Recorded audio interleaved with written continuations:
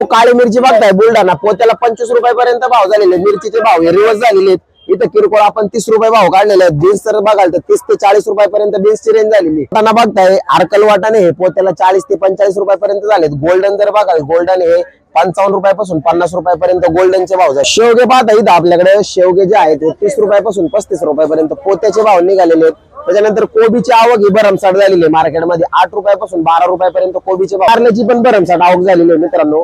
कारली ही 30 रुपयापासून 25 रुपयापर्यंत कारल्याची रेंज झालेली आहे. माल हे बरेच प्रमाणात शिल्लक आहे. भेंडीच्या बाबतीत सांगायचं म्हणलं तर 10 ते 15 रुपयापर्यंत रेंज भेंडीची झालेली आहे. काही प्रमाणात हे बाजारात माल शिल्लक आहे. 100 रुपये कॅरेट पण भेंडीचे. पंचगंगा वांगी बघताय 15 रुपयापर्यंत 20 रुपयापर्यंत रेंज झालेली आहे. तोंडल्याच्या भावात बऱ्याच प्रमाणात घट झालेली आहे. तोंडल्याचे 20-25 रुपये भाव जाते. या आठवड्यामध्ये 20 रुपयापासून 15 रुपयापर्यंत तोंडल्याचे रेट झालेले आहेत.